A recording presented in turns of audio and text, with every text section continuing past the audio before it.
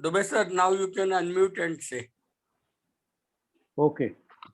Okay, thank you. Good morning, friends. It's a pleasure to be back again this Sunday. And today we have Dr.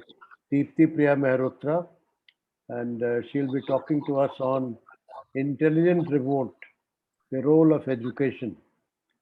Many of us know Deepti ji because she has spoken before this group even earlier, but I want to introduce her briefly for those who have come for the first time. Dr. Deepti Priya Mehrotra is a writer, teacher, social scientist. She has taught at Delhi University's Bachelor of Elementary Education program and in the Master of Elementary Education program at TIS, Bombay, and presently teaches a paper on philosophical perspectives in education at IAAT. I am a teacher, basically at Gurugram in Mumbai. She continues to innovate each year with this paper and is especially keen to share the experience and her reflections on teachings of K. Deepti works with several educational and civil society organizations in advisory, research, curriculum development, and activist capacity. Some of her papers and books on parenting, education, theater, gender, and people's movements break new ground with original thinking on contemporary concerns. She is an author with famous publishing houses like Penguin, Sage, Routledge, Rupa, as well as various journals. With these words, I want to extend a very warm welcome to Deepti ji and also want to thank her on behalf of Indore Study Circle that she accepted our invitation and is with us today. Deepti, you can take like last year, last time you can take up to maybe an hour and leave about 20-25 minutes for people to express their opinions or ask questions or whatever. With these words, I welcome you once again and please begin now. Thank you so much. Thank you so much for the opportunity to be here and share some questions, some, I hesitate before saying thoughts, but it's mostly questions, I think, with all of you who are so seriously, doing, thinking, being in your own lives. So I really want today to go into this question together of what is intelligent revolt. It's a term that Krishnamurti used. I don't know how early he used it, but it is very much there in the 1953 book that we all know, Education and the Significance of Life, where he puts it as opposed to, so there are, as opposed to violent reaction. So if there is deep discontent in oneself, in ourselves, and they, as he says, not everybody feels this deep discontent, but if we feel deep discontent, what do we do? So the two ways of acting, or the two ways of responding. One is reaction, which of course we can clearly understand and we see for ourselves that reaction leads to more of the same problems. So if reaction leads to endless series of reactions, and we are left with similar mess to what we started with. So the other way is intelligent revolt. And now intelligence is a term that we have been looking at, and from picking it up, being with it, understanding it, trying to understand it, discussing it, intelligence. And of course, it's something that was very important, is very important for any schooling, any teaching, any work in society, for any human being to live one's life, to live an intelligent life. What is intelligence? So there, because Krishnamurti has brought in this term all until he was speaking to us, so over decades, there is so much that he has said about it. There's one that I'll bring to your attention, one way of looking at intelligence, or part of how we can define intelligence. He says somewhere that intellect is merely thought without emotion. Intelligence is where there is emotion along with reason. Now, this, of course, makes a lot of sense to me. That's why I bring it up here. Much of the time we are with our intellect, and this is particularly true for education, where the conventional mode, which is still the norm, and perhaps increasingly the norm, is to only pass on information,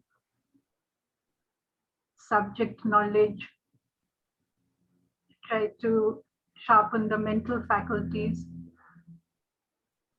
not usually very well done.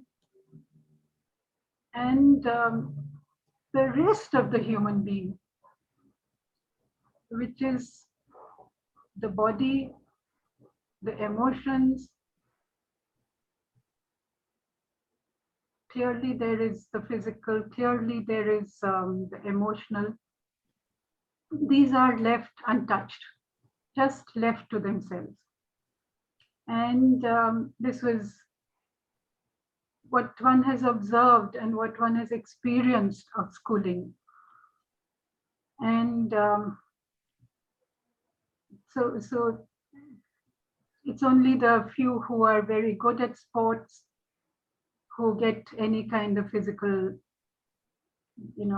rigorous or regular physical exercise within schools.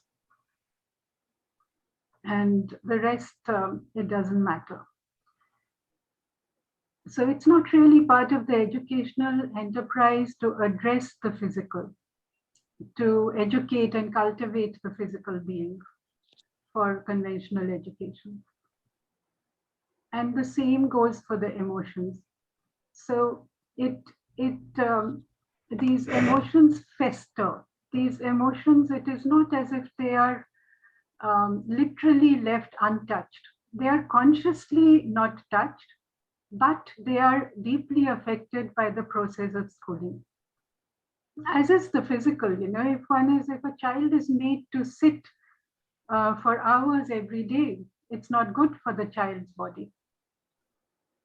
And similarly, it's not good for the child if the child is expected to be somebody who performs continuously and performs well according to some standard set by some adults, increasingly in a centralized manner.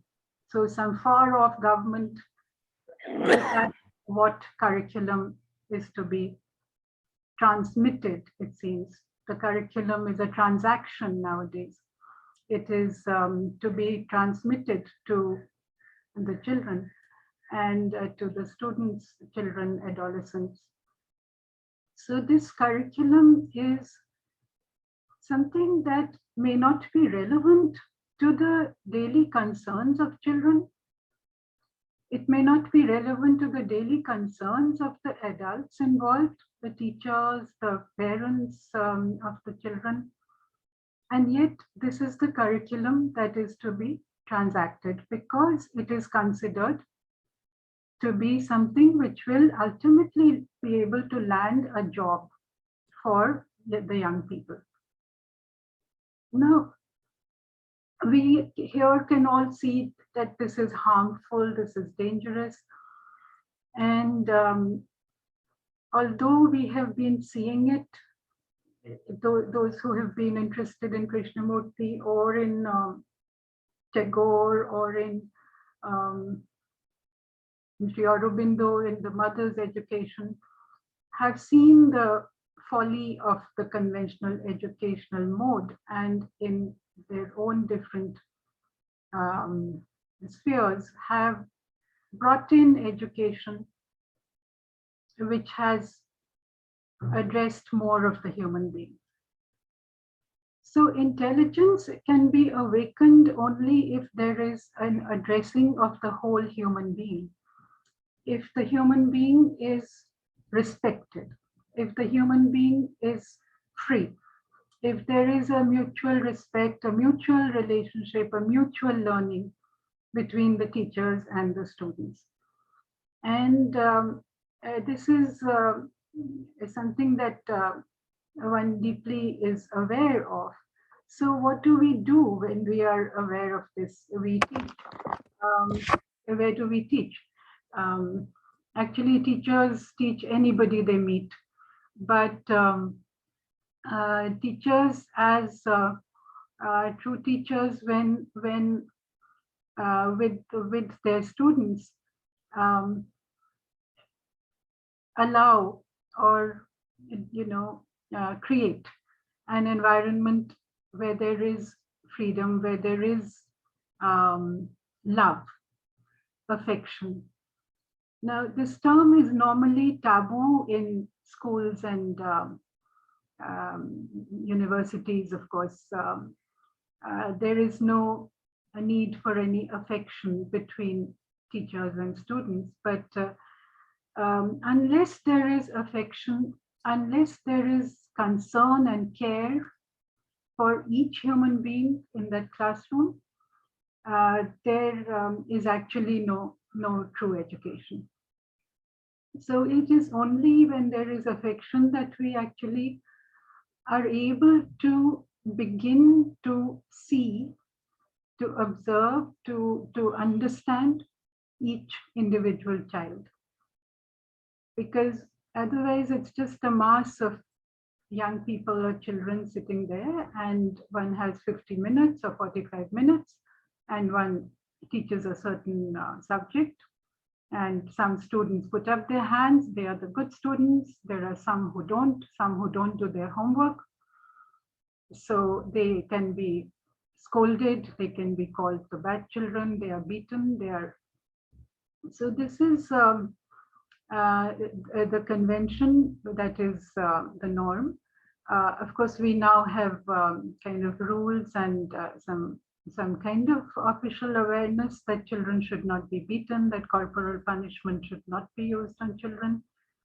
But the attitude has not gone, and the attitude is there with parents as well.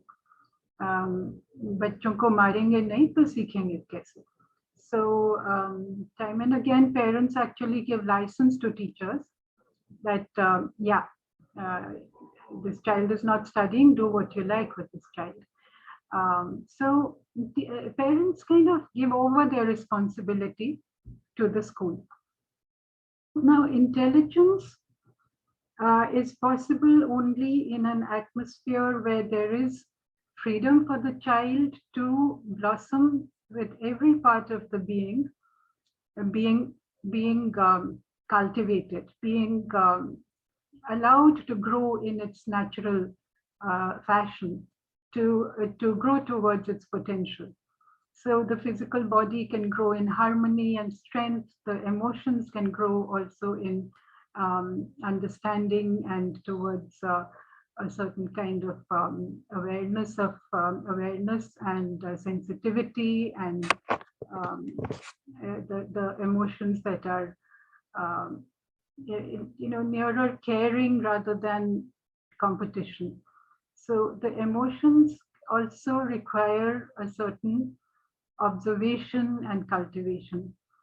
Cultivation in the sense of not guiding along a certain path, but being provided the necessary ingredients, like a plant is provided sunshine and water and soil, and then it can flourish. So this is where Krishnamurti actually brought us in a way, as far back as 1953, at least, if not earlier, but in this book, there is this and much more that he has already spoken to us about. Now, the responsibility of an educator, but more than that, the responsibility of a human being is, so I will go back to a certain kind of time a few decades ago when I was young, because there is discontent which is much more, what should I say, natural perhaps to youth.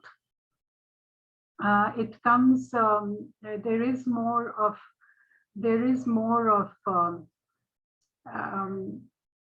capacity to dissent, capacity to go against the establishment, capacity to and that strong feeling that one has to change. We have to change what is wrong in this world. So in the late 70s, early 80s, when I was in Delhi University, but the university was not giving me much opportunity in terms of the classes, the classrooms, much opportunity to think beyond it. The classroom was a quite conventional classroom, but the city around, I'm a Delhi person, born, brought up and studied here. So the city around was full of dissent, actually. There had been the 1975 emergency when democratic rights were denied. And with that, a lot of citizens, mostly older than me, had taken up cudgels perhaps to create organizations or create action to protect democratic rights, to protect civil liberties, to protect women's rights, to protect actually workers' rights. So there was this atmosphere, and I was certainly drawn to it, and I was very much actually an activist in the 1980s in terms of being absorbed with much of these attempts to work on human rights issues, to be involved with issues of violence against women. And I do respect many of the people who were involved in these movements, because there was an authenticity. There was not self-seeking. It was a clear, it was born out of a clear feeling of empathy and connection with others, and the desire to see that it was born of discontent. It was born of a desire to actualize some of the words that we have in our constitution of liberty, equality, fraternity, justice. So, of course, now this is a huge arena that I have brought in. This is not education, this is activism. However, I really learned much more in this arena than I did in my classroom. So I therefore have, many questions still about social action and about education. Education, I've already, introduced some of those questions, whether it's just subject knowledge that we're expected to mug up, or is there more? Is the classroom, is the educational institution helping us to grow in the various dimensions that is possible for a human being to grow, to achieve, to fulfill some of our potential? And now, what was it that the 80s was teaching many of us who were drawn towards this activist mode? I think one learned that there is action possible which involves reason and emotion. That there is some action possible which is because so to bring to you the very concrete kind of issue, one issue out of the many burning issues that we faced then and that we face now in the world.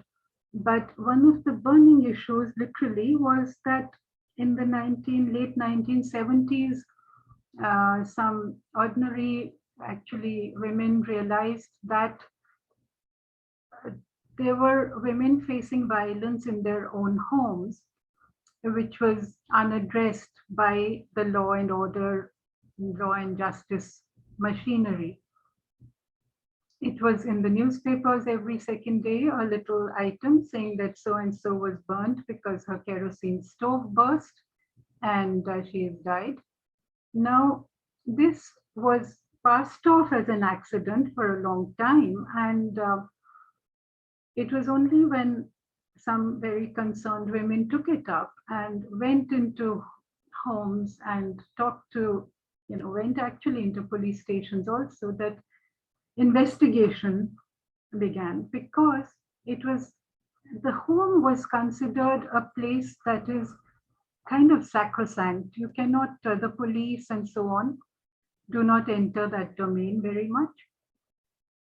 Here was murder, but still they were not entering that domain until they had to. So the protests of that time were around the first time in independent India in Delhi streets, that women came out on the streets, late 70s, and came out in huge numbers, each one motivated by the desire to stop this violence.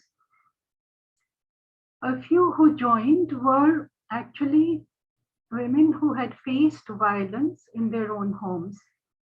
And they actually, two of the senior most had lost their own daughters to murder at the in-laws' homes. Very gruesome. And so for a young person, as I was, totally raw, totally ignorant of the ways of these issues going on, in houses maybe not very far from me, but it was a shock, and it was something that one deeply knew one would like to participate in stopping if there's so I want to just go from this to say, I mean, there could be so many more details and so many issues that many of us got involved with, but to say that one goes back to that time in a recognition of authenticity of a collective spontaneous actions that actually made a difference at the social level. And now I was drawn to all this. I also withdrew. Because in time, I didn't feel part of it because, or one big reason being that there was a kind of institutionalization. The spontaneity became something that was drawn into formal channels. Institutions came up, and with each institution, there could be seen some ego, some self-styled leadership, some clashes, some set ways, although some of those organizations did some of the necessary work of addressing particular what is called cases of violence, but something, the heart of it, which was the spontaneity, leaked out. And ego and power play came in. So we had faced a lot together, the 84 anti-Sikh massacre, when again, many of us were very much involved in relief, rehabilitation for quite some time. But all that, so there are ways in which it is difficult to maintain one's own commitment to the cause in the face of one's own life taking over in terms of the need to move ahead in earning a livelihood. And that cuts into this kind of committed work. But with, actually, I have to say that Krishnamurti was somewhere with me through much of this, because I had been reading and deeply affected by Krishnamurti since I was a teenager, particularly the book Beyond Violence, which I looked at, and it was always with me.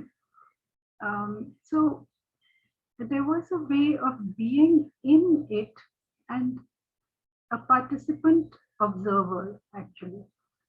And this observing actually can draw one away from many arenas, because one doesn't feel part of it, and one doesn't feel one can change it either. One cannot always change it. So these are actually, in a way, all issues that are still there with me, because as I said, the question, what is intelligent revolt, and how is one to engage in right action? How is one to be a teacher who is doing something deeply meaningful? These questions are all there, very much there today, too.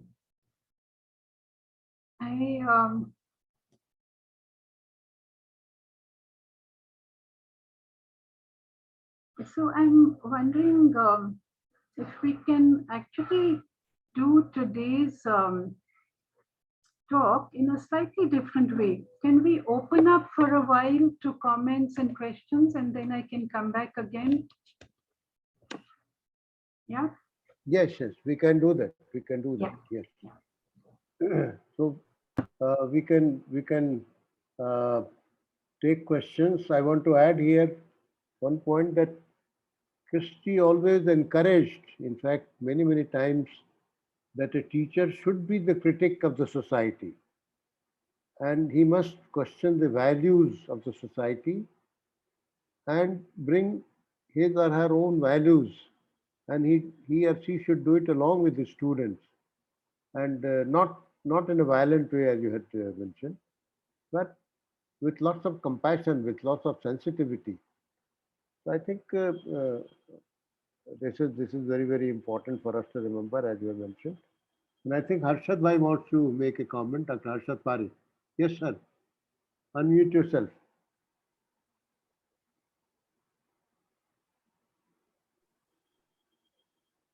Unmute. Yes. Yes. Are you able to hear? Yes, we are. Yeah. Oh, thank you, Dubey ji, and thank you, Dr. Deepti. I have been a teacher in Krishnamurti schools, and it has been very good experience to teach physics and mathematics. But more important, I always found was what Krishnamurti was talking about, the human mind. Because as long as we don't see clearly our own mind, how problems are coming into existence, like conflict in relationship, or anger, or fear, or jealousy. And Krishnamurti was addressing these issues of the human mind, which creates many problems, violence in society. So it is very important that a teacher really feels very strongly that these problems of psychological nature, they are very important because this will remain if we don't see clearly. And to see clearly our own mind, that I would consider to be intelligence. And the root meaning of the word intelligence is to read between the lines. That means to see the significance or essence of something, like even the essence of a tree or a human being. And so teacher who are more interested not in the subject, of course subject is very important, but understanding the human being and understanding the students, their mind, and that is possible only when a teacher is also interested in learning about his own mind. And so this relationship which exists between a teacher and student is very important. And you said that love, affection, care, these are very important. And what is the state of the mind when a teacher goes to the classroom? Because if the teacher is so much concerned about covering some syllabus, then we will not be able to notice much more what is going on in the minds of students. So it's very important that the teacher is really aware of what is happening, whether the students are uh, interested or they are very restless. And if they are restless, then how a teacher can create some kind of environment in which there is a silent learning together. So there is a very beautiful article in Commentaries on Living. It's about the noisy child and the silent mind. So Krishnamurti has given a lot of importance of how we do anything. And so he was asking, how do you look at a tree? How do you look at your friend's face? And how do you listen? And and if somebody says it's boring, then asking what is boredom, what is fear, how it all comes. So create a dialogue with students. And I have been doing it for many years, taking culture class also. And uh, uh, the real job of a teacher is to make student aware of their own mind. And that is what I think Krishnaji was doing by asking many questions. And of course, it needs sensitivity on the part of the students also, that whether they feel it is very, very important to learn about our own mind. Because when we learn it, then the life becomes much easier and enjoyable. And that is why Krishnamurti was talking about this awareness.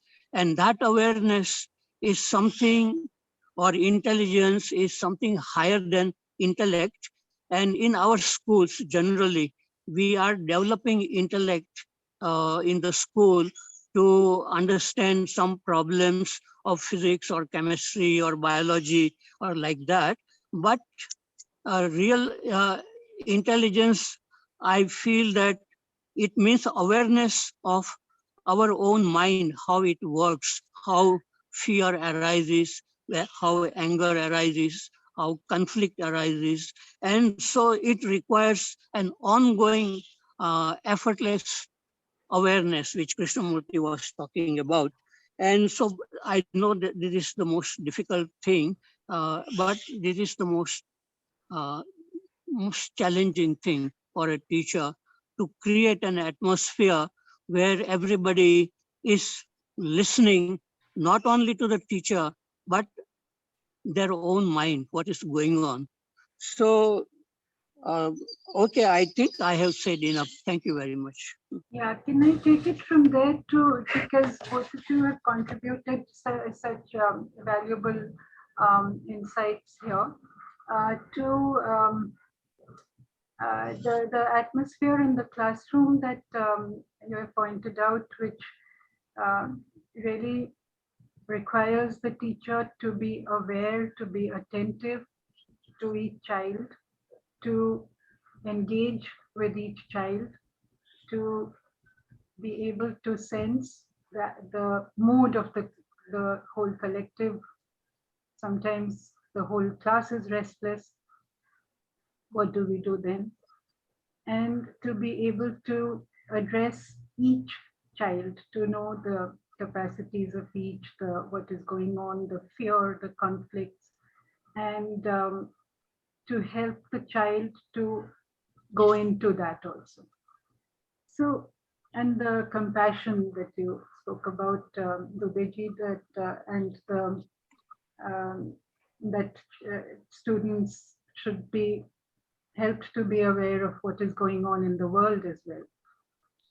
So this intelligent revolt, let's look at, we've been looking at intelligence and intelligent revolt.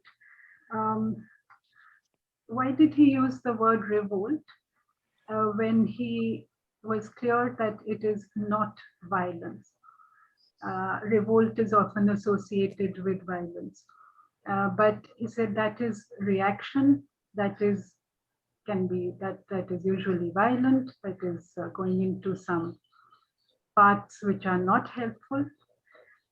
But intelligent revolt is the way to proceed, actually. And now, revolt against what? And it is aligned with intelligence. Intelligence we've been looking at past half an hour. Revolt.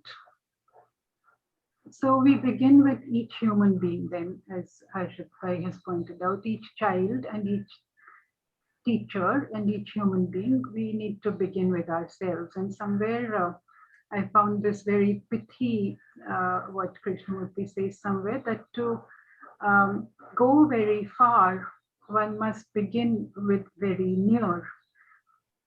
That makes a lot of sense. Begin with what is very near, and it says what is the nearest is me, myself. So begin with myself to understand my fears, my angers, my conflicts, my whole conditioning, my identity as in terms of caste, class, gender, nationality, that religion.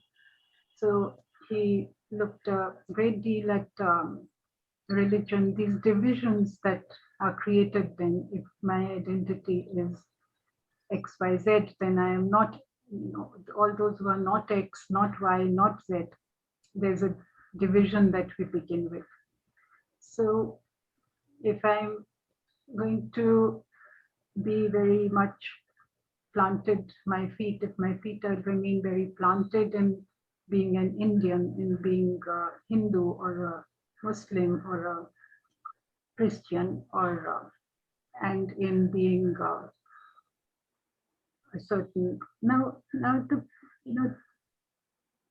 these questions come up when one engages further.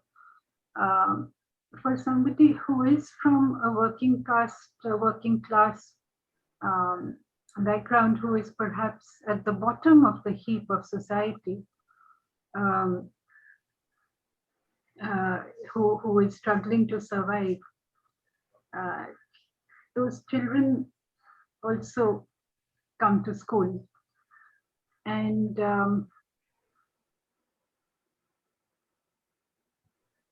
how do we actually, how aware are we of our own more privileged, not just background, but that we're still living a more privileged life, and that is connected with our caste, class, background, gender. It could be men being usually more privileged in many ways than women. And all these are, none of this is black and white. None of this is, and black is not a bad color either. So, but none of this is, all of this is gray territory as far as I've observed and understood. It's not as if these are dyadic kind of categories that oppressor, oppressed, although there is a reality to that also. But everybody is a human being as well. So I suggest that Krishnamurti is really stepping back every time this question is asked to him. So what do you say about political action? Don't we need to engage in political action to change society? And as far as I've seen, I mean, he kind of helps the other person to step back and say, what will you do actually? Will you create a party? Will you create another organization? Will that not be a reaction? Yes, we do need to take action to change this awful, terrible world. But if you do it as a partial reaction from one part of you, then the other unsorted parts of you that are in conflict within you, those will rise up at the same time. And what action you take will be partial, and what action you take will become also a mess, finally. Now, this in the light of some of the kind of experiences I shared with you a while ago, strikes me as very, very, wise to be actually. Now, the problem is that one is never fully sorted as far as, there are still conflicts, there are still, so does one need to be perfect and perfectly integrated? He time and again puts this in different ways, but that intelligence is the integration of the different parts of the human being. Yeah, which is the same that what we've been saying, that the emotions, the thoughts, the reason, the capacity, one's physical being, the sacred, all this is actually something that we are. And when we act, it's acting out of this wholeness. It's not acting out of one dimension. So and this I am not sure if I fully understand, but in actual living. But what I'm just going to say, that any action should really involve all these dimensions, that there should be no just political action. The actions that you take in your daily life also have a political dimension, also have a social dimension, also have a dimension of, any relationship is social, whether it's within the family. And so see all of that as one whole movement of life. And in every action, every relationship, every word you utter, every gesture you make, you are actually acting out of that fullness. You are acting out of that multidimensional being that you are. Now, yes, it is, I totally appreciate this. I don't know if I can come up to it, so does one need to be perfect to engage, to be a teacher, to be a good teacher? Does one need to be perfectly integrated oneself before one engages in social action or action to change some of the gross things going on in the world out there? So these again are questions that will remain questions also, because there is no easy answer. But in actual practical life, I definitely compromise on that. And I do believe that I do actually see that otherwise one would just be sitting and, waiting to be perfect, perhaps. But so I do see that one engages in teaching, in social action, with some of one's unresolved issues still there. So as a teacher, and I'm more a teacher now than an activist since many years, and a researcher and writer. So as a teacher, which was a profession I didn't want to take up. As I shared with you, in the 80s, I was more activist and a student. And in the 90s, that kind of continued, but more research.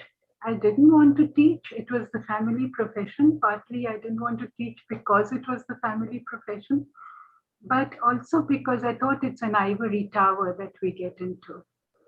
And I actually could see partly that it's an ivory tower for many people. It's a place, as we've been saying about conventional educational institutions, they are just a place where people go to learn a particular technological knowledge and then be ready for the job market. And this is true of the social sciences as of the other sciences. So these issues are the educational institution as a space where one can do something meaningful. I didn't feel that I would be able to do something meaningful at that age when I was in my late 20s, early 30s. I didn't think I could do something useful there, because to work in an institution which is working on different principles, which has the power and the authority, not only over students, but also over the teachers whom it employs, to do something which is contrary to its objectives requires a lot of confidence and strength, which I didn't feel I have. But around the age of 40, when I did begin teaching, I was perhaps ready for it. And I'm not saying this as a personal thing. I'm saying it because this might have some resonance with much of what is going on in teaching and in the world. Are we ready when we become teachers? We have the degrees, but are we ready to teach? Are we ready to really be there? And again, as I'm saying, I'm not sure that I was fully ready or that I'm fully ready even now, because clearly I know that I'm not perfect. But there was something where I could, and I think the years that I've taught since then have been extremely years of learning for oneself and years of something meaningful happening with students. Now, and a lot of this is what Harshad Parekh has already said, that one opens up the classroom to students. There is not a one-way, flow of knowledge and wisdom and all received wisdom going from the teacher to the student, but there is real dialogue.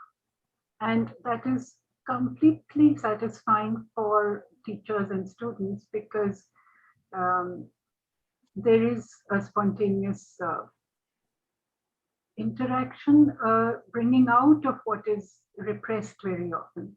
So the angers come up a lot, the reasons for anger come up, the fears come up a lot, the reasons for fear come up, and there is that move forward. So conflicts come up a lot, and these sometimes engage these wider divisions of gender, class, caste, sometimes personal, what is dynamics within families, sometimes individual kind of concerns, which are never relevant only for that one person. They always hold relevance for the others as well. So the classroom can become a safe space for people to bring out what is otherwise concealed and which is really festering beneath the surface. Then those interactions really help, and the teacher learns along with the students. I clearly have experienced and observed this. So of late, I have just very lately begun teaching a group of teachers in one of the few schools in Delhi where there is a childhood allowed to children. The school is called Mirambika. Mirambika is a school that has been in Delhi for some 30 plus years. And it is a space where children have freedom and there is love and creativity. And the different parts of the being are carefully addressed.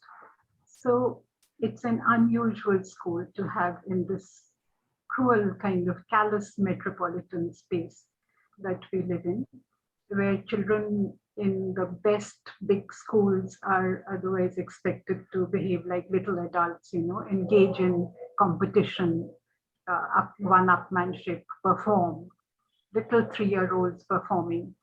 So Mirambika was luckily something I found when my own child was small and needed to go to school, and needed to be with other children, to have a space where she could expand beyond the home.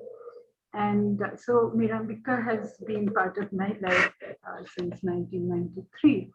And gave us so much because, as I said, a childhood to children, and including to my child. So of late, in a kind of full circle, I've always wanted to do something for others. And Mirambika functions within the Aurobindo Ashram in Delhi. It functions along the lines of education that the mother, Mira Alfasa, practiced, free progress, where each child is considered unique and each child has one's own path. So it's a small school. There were just 12 children in my daughter's class, and by class 5, there were just 5 children left. So the more conventional parents took away their children in class 4 or 5 to put them into more conventional schools. It was the best schooling, 5 children for some years. But now, after many years, it's a group of young teachers. So Mirambika functions on a non-commercial basis. Yes, parents do pay some fees. The teachers live in the ashram. Most teachers live in the ashram. And most of them have come from smaller places. And so this group of 11 teachers that have lately been introduced to and begun sitting with, they are a very lovely group of young people in their early 20s, most of them, from rural Uttarakhand, from rural Orissa, one from rural Assam, and so on, one from Ladakh. They have come to learn to be teachers, and they will stay a few years.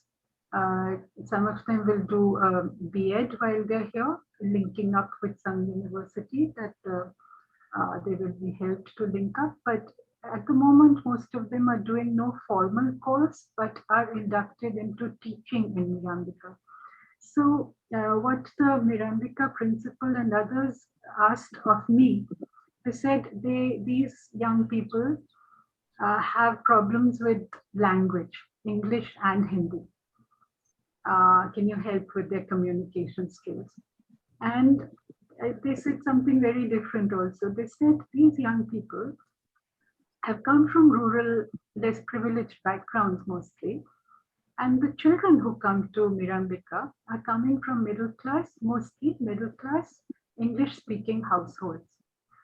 So they get overbearing for the teachers because they have more computer knowledge. They already, little kids, but say class 5, 6, they have more computer knowledge, much more than these young rural teachers, and skills of English language, for instance. So this is an interesting group, and I just wanted to share one thing about it because I have asked them to sit individually and reflect and go into why are you being educated? And all of you will recognize this question from Krishnamurti, why are you being educated? So I asked each of them to think and write in Hindi or English, whatever they like, or mix it up. कि मैं क्यों किस लिए यहाँ पे हूँ या किस लिए मेरा schooling हुआ या पढ़ाई हुआ. And they came up with such wise kind of this. One young man, he's an Adivasi background from Orissa. He is around 20 years old, and he said, I want to understand the world, the wider world. And second, I want to understand myself. So I didn't have to tell them these things, you know. I am the world, says Krishnamurti. There's this boy who has never heard Krishnamurti. I've given them, you know, selected reading from Education and the Significance of Life. But we will go over it in weeks, you know, to understand the language and the meaning. But the meaning they're already, you know, not so distant from sometimes. Others in the group said, I love being with children and I want to be able to be with them creatively. As we were discussing, one said that I was very afraid of my teachers. And I asked others, who are you? And all of us, all 12 of us who were there, we all felt fear in our schools, each of us. You know? So, and we discussed it for quite some time, fear and why. Some were beaten, some were threatened with beating. We were all scolded at some time. And most of all, we felt that this attention is not coming to us. We didn't feel acknowledged as human beings. So little children afraid.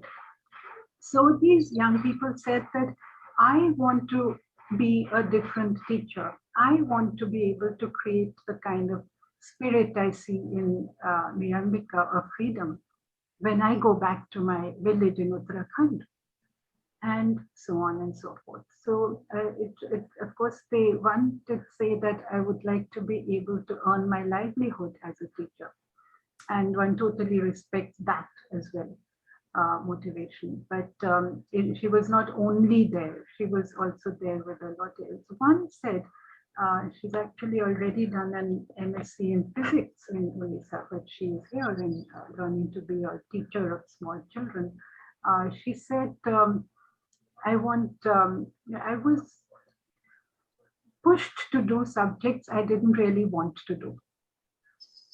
I was pushed to say do debating when I wanted to dance. So here are ambitions of parents pushing children in different directions. Many of the other girls there said we have struggled to even study. But here was from the other side. This girl was pushed by ambitious parents to overdo their studies with. And she said, I want also independence, and I want also to be able to help other children who face so much abuse in society. And she literally had this burning desire in her.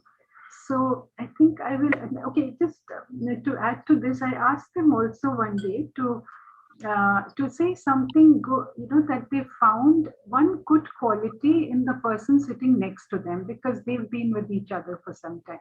And that was a very beautiful session where very beautiful qualities came up, real things.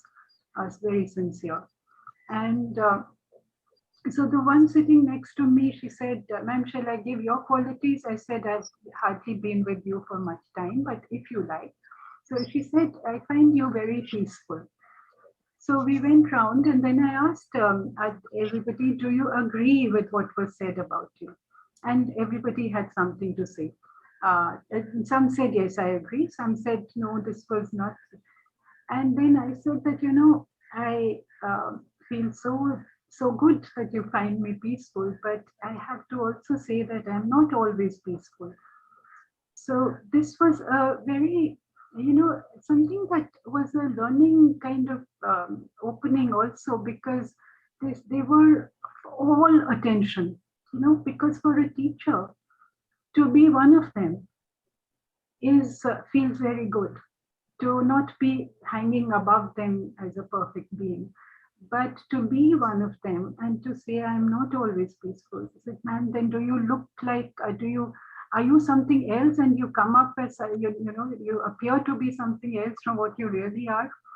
So I said, no, I am really what I am, what you see, but I'm also angry sometimes. I'm also confused very often. So we went into that, and this anger, they were very interested in. And they said, do you shout sometimes? They were like all listening. Do you shout sometimes?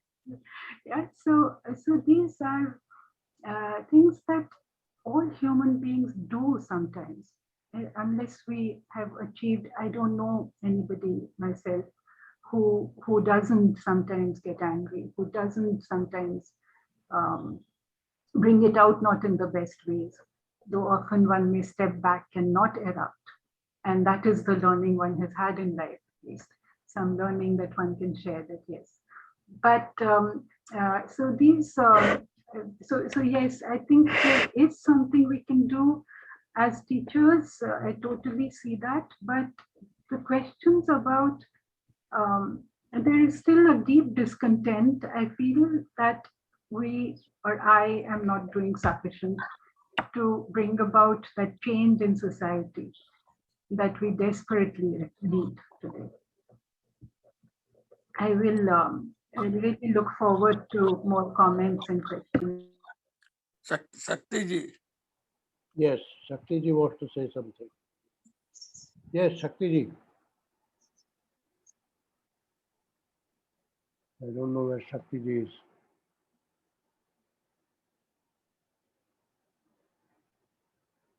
Yes, Shakti ji, unmute yourself. Unmute. Unmute. Yeah. हाँ जी. Yes. Yes, please go ahead. जब Dubey sir वहाँ पर बनारस में थे, तो मैं जो पड़ाव में अच्युत पटवर्धन स्कूल है वहाँ जाया करता था हफ्ते में या 15 दिन में। तो बच्चों की वहाँ पर 6ठी 7वीं 8वीं की क्लास होती थी, तो वो मैं क्लास लेता था और उसमें मैं सिर्फ ये करता था कि आप सुनो, जो आवाजें बाहर से आ रही हैं उनको जरा ध्यान से सुनो। वो ऑटो जा रहा है उसकी आवाज को भी सुनो। फिर उनको बाहर ले जाता और कहता कि जरा इन फूलों को ध्यान से देखो। मैं भी साथ साथ में देखता ध्यान से, क्योंकि मुझे ये शेयर करना अच्छा लगा, क्योंकि कृष्णमूर्ति के डिस्कोर्स में ये जो एक अलग सी चीज है कि हमारी जिंदगी में जो अटेंशन की जगह है, उससे उसके अलावा भी एक अटेंशन है जो कि ना तो एब्जॉर्प्शन है ना कंसंट्रेशन है। और मैंने देखा कि बच्चे जो हैं वो जब वो एक्सरसाइज कर लेते थे, जैसे 4 मिनट चुप रहना है और सुनना है या देखना है, तो बाद में वो कहते थे कि अब हम वो आवाजें भी सुन पा रहे हैं जिन पर हमारा ध्यान नहीं जाता था। तो ये इंटरेस्टिंग था, क्योंकि एक बार मैंने मणि कौल के इंटरव्यू में सुना था कि उन्होंने जब ब्रेसों की फिल्म देखी, फिल्म देख के वो बाहर निकले, तो 15 मिनट आधे घंटे तक ये स्थिति रही कि वो बाहर की चीजों को भी बहुत ध्यान से देख रहे थे। तो मुझे लगता है कि ये भी एक हिस्सा है सीखने का और सिखाने का। Thank you sir. Thank you, Shakti. Thank you.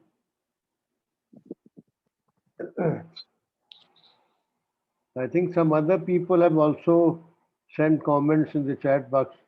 Rekha, ma'am, would you like to say something? Unmute yourself.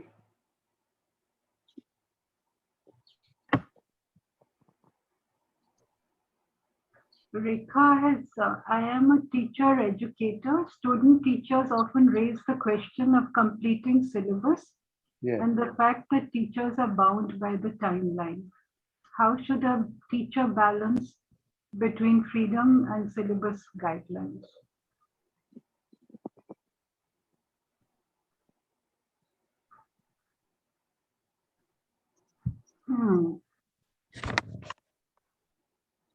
It's truly a balancing act, but tightrope walking kind of act, because I'm not sure it can always be done. But freedom is, I was very scared when I started teaching. I didn't think I could help the children. I felt they would fail their exams or something, because I would take them to some other direction altogether of questioning the wider. But as it turned out, once there is openness in the classroom, that should be non-negotiable, really. There has to be openness in the classroom for students to participate. That freedom is something that it's not that there's 5 minutes of free time and then there's 40 minutes of lecture time. That's not how it works. It's even in the teaching of a subject, can the teacher actually go into the depth of the subject and help the child to understand the depth of the subject? And this is possible in whether it's science or mathematics or literature, of course, or any of the social sciences, of course, because every subject has some relationship to us as human beings. So what is that relationship, and what is the world? So we're a microcosm of that whole macrocosm, and the question of that interest, which is somewhere there in children, of awakening that interest, of not killing that interest, of if it's already repressed and suppressed, then awakening it somehow. And I know of no other way to awaken interest than to have a free and open classroom, and to bring to students that depth of whatever is being discussed, to encourage and invite them to bring in their questions and thoughts and feelings. And I think the syllabus might sometimes be better covered if there is this freedom in the classroom. But as I said at the start, I don't think this will apply to every classroom. There can be some that are so authoritarian, the expectations are so draconian that it's a black box where one doesn't really know whether it should exist at all.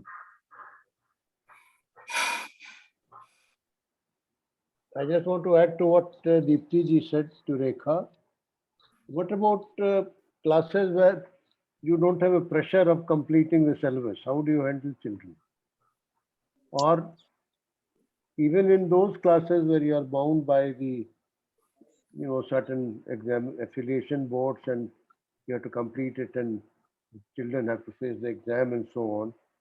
I mean, what is our contact with such students? It's only in the classroom, or it's a residential school where we can meet them even beyond the classroom? So these are things that one has to look into also. Now we have another hand being raised, Mr. Atul Tiwari. Yes, please unmute yourself and ask or make comments. Unmute, yes. सभी को नमस्कार। Sir मैं आनंद बोल रहा हूँ। Okay. जी मैं दिल्ली में सरकारी स्कूल में मैं टीचर हूँ, अध्यापक हूँ, लाजपत नगर में। तो सर इसमें जो अभी शक्ति जी भी बोल रहे थे, हमारे यहाँ एक्चुअली एक प्रोग्राम है हैप्पीनेस करिकुलम का। उसमें हमें मौका मिलता है, ये रेगुलर क्लासेस चलती है, जैसे हमारी मैथ्स की है, इंग्लिश की है और भी डिफरेंट सब्जेक्ट की क्लासेस चलती हैं। उसी तरह से इसमें एक हैप्पीनेस की क्लास होती है। इसमें इसकी जो पेडागोजी है उसमें 4 पिलर है, जिनको बोलते हैं माइंडफुलनेस है, स्टोरी टेलिंग है, एक्टिविटीज और शेयरिंग का है। तो हमें मौका मिलता है क्लासेस में लगभग 3rd to लेकर के 3rd to 8th तक उसमें बच्चों से बात करने के लिए, और माइंडफुलनेस का बहुत सारी उसमें एक्टिविटीज़ है जो बच्चों के साथ कराती है। उस समय जो बच्चों के साथ जो शेयरिंग होती है और टीचर्स के साथ भी, तो एक बहुत अच्छा बच्चों को समझने में बड़ा मददगार मिलता है और खुद को समझने में। बच्चे जब सुनते हैं, आवाज़ों को सुनते हैं, माइंडफुल ब्रीदिंग का आप जब अभ्यास कराते हैं, माइंडफुल जार, बहुत सारी एक्टिविटीज है।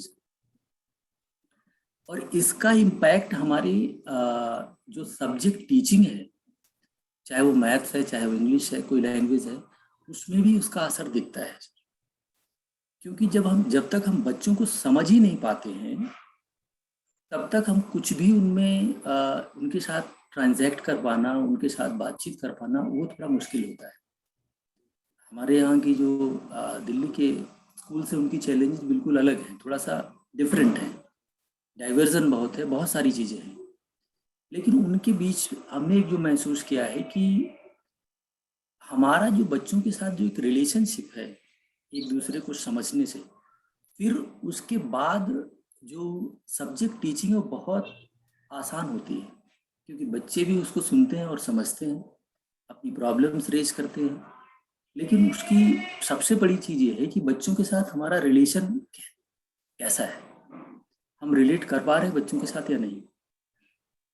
और जब हम रिलेट कर पाते हैं बच्चों के साथ, बच्चों को सुन पाते हैं, बच्चों को समझ पाते हैं, उनकी बहुत सारी प्रेशर है, उनकी बहुत सारी उनको क्रोध आता है, उनको बहुत सारी दोस्तों के साथ जो है अपना एक डाइवर्जन है, बहुत सारी चीज़ें हैं। लेकिन अगर उनको हम प्यार से जब सुन पाते हैं ना, तो हमारा एक रिलेशन बच्चों के साथ बहुत अच्छा बन पाता है। फिर सब्जेक्ट जो टीचिंग है वो बहुत चैलेंजिंग नहीं। हमने देखा बच्चे बहुत अच्छी तरह से कोऑपरेट करते हैं, इवन हमारे ग्रुप्स बने होते हैं, उनमें हमने मटेरियल शेयर कर दिया। बच्चे खुद बोलते हैं सर ये बहुत प्रॉब्लम नहीं है, हमें आप स्टोरीज, आप जो है रिसोर्सेज शेयर कर दीजिए, हम पढ़ लेंगे, कुछ नहीं है, उनको पढ़ने में दिक्कत नहीं है। हमने देखा सर विषय शिक्षण में इतनी परेशानी नहीं, जितना कि बच्चों को समझने में जरूरत है, खुद को समझने के साथ साथ बच्चों को समझने, ये मैंने महसूस किया। Thank you very much. Thank you, thank you. And it was very valuable, Atul ji, क्योंकि थोड़ा ये जो एक्सपेरिमेंट आज दिल्ली के स्कूलों में हो रहा है, वो काफी वैल्यूबल हो रहा है कि जो कन्वेंशनल एजुकेशन के अंदर एक बदलाव विद इन द सिस्टम, जिसमें बच्चों को थोड़ा शांत रहने का मौका मिलता है, जो बच्चे शायद कभी शांति बनाने का कोई मौका नहीं मिला हुआ हो, और टीचर और बच्चे इकट्ठा एक माइंडफुलनेस में जाना. तो this is a very valuable experiment as a corrective, as a partial corrective to the rest that is going on. Thank you. We have Poonam ji, please go ahead, answer your question. Hello everyone. मेरा दीप्ति जी से सवाल तो नहीं है. Actually मेरा एक अपना conflict है जो मैं शेयर करना चाहती हूँ इस ग्रुप में, ताकि आई कैन रिफ्लेक्ट आप लोगों के व्यूज, आप लोगों के विचार के माध्यम से. मैं अभी एक डोमेस्टिक वायलेंस सर्वाइवर्स के बच्चों के साथ काम कर रही हूँ, और वहाँ पे उनके साथ मैंने रोल ऑफ टीचर कृष्णमूर्ति का कोर्स किया है, और कृष्णमूर्ति को पढ़ा, जितना समझने की कोशिश कर रही हूँ जितना है. अब मेरा यहाँ पे ऐसा मुझे लगता है कि मैं एक दो कॉर्नर देख रही हूँ जहाँ पे वो बच्चे हैं, जहाँ पे वो सर्वाइवर्स खुद हैं डोमेस्टिक वायलेंस के, जहाँ पे वो लोग अपने विचार, अपनी सोच को वो रख रहे हैं. और एक तरफ ऐसा हो रहा है कि जहां मैं खुद अपने जो मैं पढ़ रही हूँ, अपने एक्शंस, अपने उनके साथ जो काम कर रही हूँ, उसको बार बार कोशिश कर रही हूँ रिफ्लेक्ट करने की कि क्या मैं उनको उस रास्ते पे या उस एंगल से चीजें दिखा सकती हूँ जो हम एक अच्छे ह्यूमन बीइंग, या जिसे कहते हैं हम कि आपस में प्यार करने वाले लोग रह सकें एक दूसरे को. अब यहाँ पे एक अनकंडीशनल लव की बात हम करते हैं कि अनकंडीशनल लव होना चाहिए, बट ये एक आइडिया है, but we are not living that idea. और उनको ये कॉन्फ्लिक्ट लगता है बहुत बड़ा कि मैं जो बात कर रही हूँ वो एक आइडल स्टेट की बात है, और जो आप कह रहे हैं वो एक, जो हमने सफरिंग है हमारी जिंदगी की, वो एक रियलिटी है. सो अभी इन दोनों के बीच में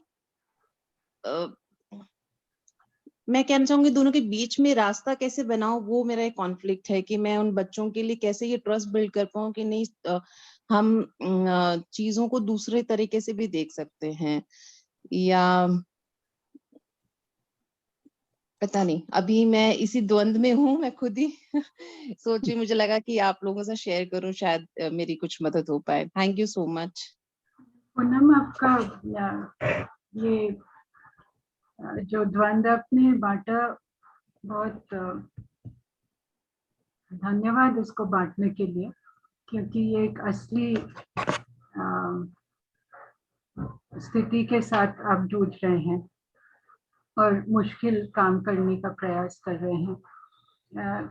केवल एक चीज जो मुझे स्ट्राइक करी, आप जैसे the idea of love, of loving, आप इसको कन्वे करना चाह रहे हैं, but that's not, it's not the idea of loving, it is actually being affectionate.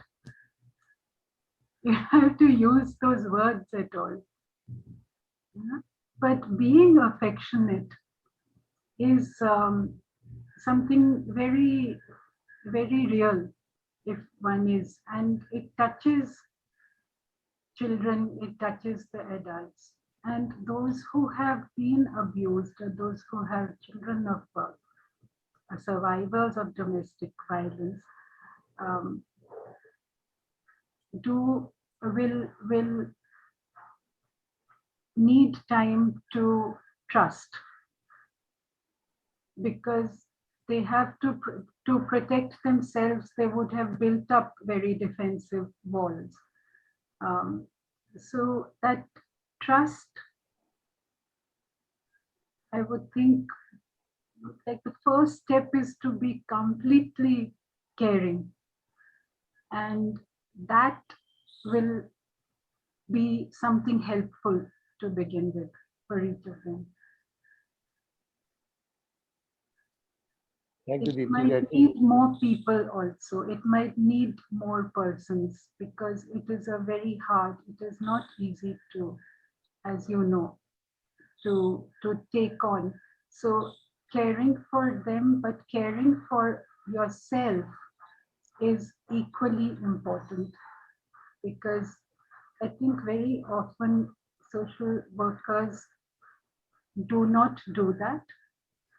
And I speak from experience. I did not look after myself when I was an activist, as one should have. And so that is why there is burnout.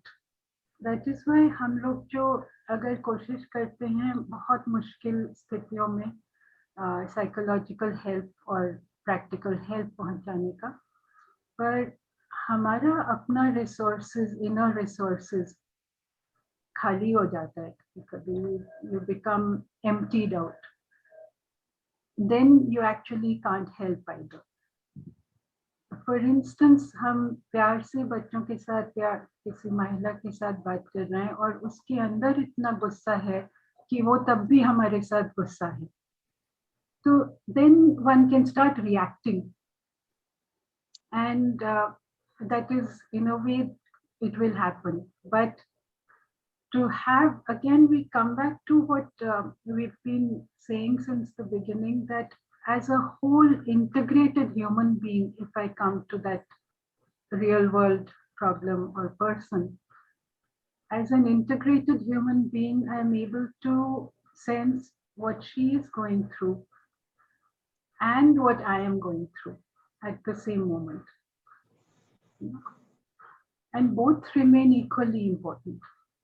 So there might be a time when you need to step back, when you need to step out and replenish and come back maybe. Or while you're in it, to work out ways that you're also with yourself, that you also keep a very close attention, give very close attention and affection to yourself as well. I think Deepti ji has explained very well. I just want to add, Poonam ji, that don't set a benchmark of achievement when you are dealing with such people. Just be affectionate. A mother doesn't have to tell her child that she loves him or her. You know, she even scolds him.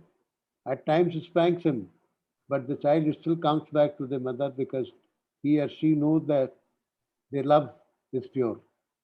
So I think every child must know the both sides of the society. Like, you know, we have happiness, we have sorrow, we have beauty, we have ugliness. So we have all kinds of people in this world. So you are not going to change them. Don't set that goal, but be affectionate, like Deepti ji mentioned. I know it's very challenging because it, you know, their mood, their responses affects our behavior. But one has to keep on watching ourselves and continue to be affectionate to them. That is the only way out.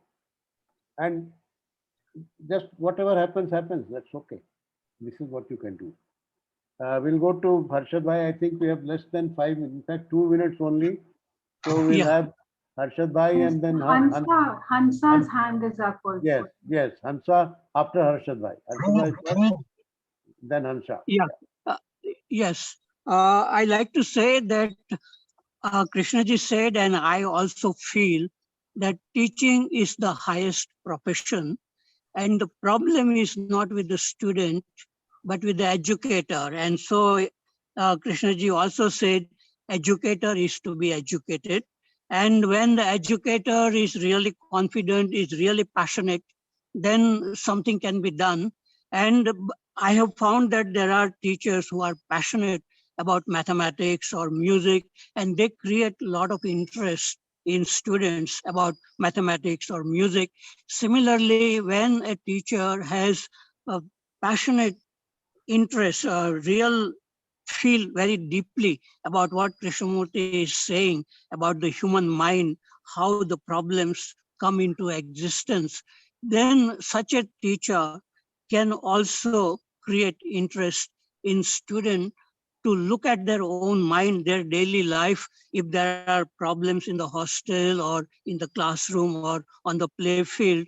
So there are many, many problems in human relationship, and a teacher who is passionate about this, learning about it, about himself, then such a teacher can also talk with students, and the student can also understand and begin to look deeply at their own problems. So that is what I want to say. And about completing syllabus, I never had any problem. I was teaching physics and mathematics, and I was going very slow and systematic. And if in the classroom, the environment is very good, very quiet, in a short time, a lot can be covered.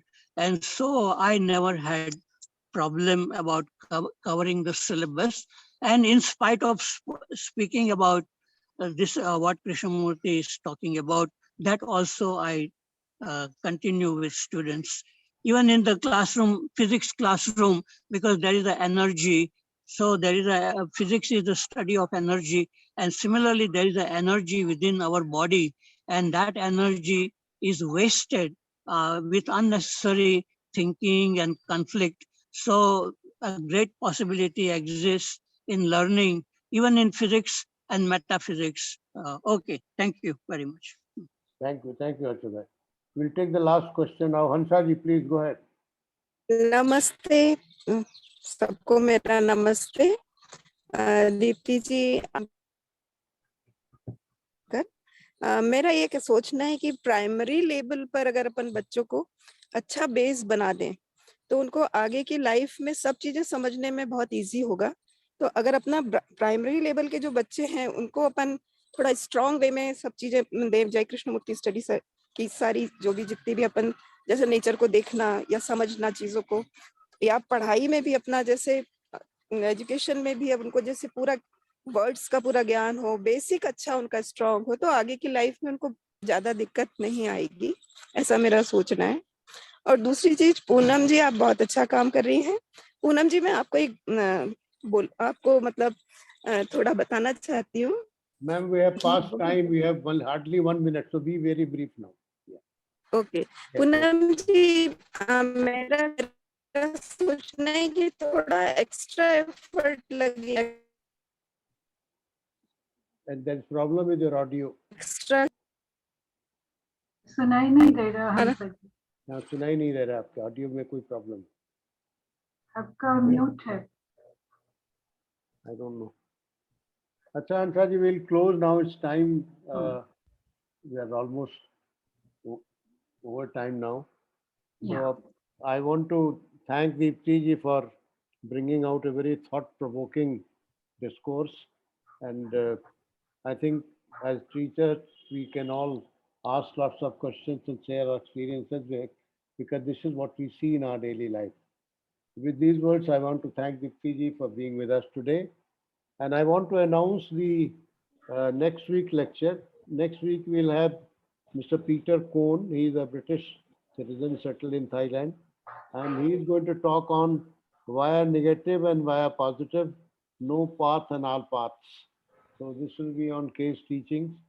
So if you're free, please do join us next Sunday at 11 a.m. Thank you. Thank you. Goodbye. Thank you. Thank Thank you, everybody. Thank you. you to everybody. Thanks to everybody. Modak, please close.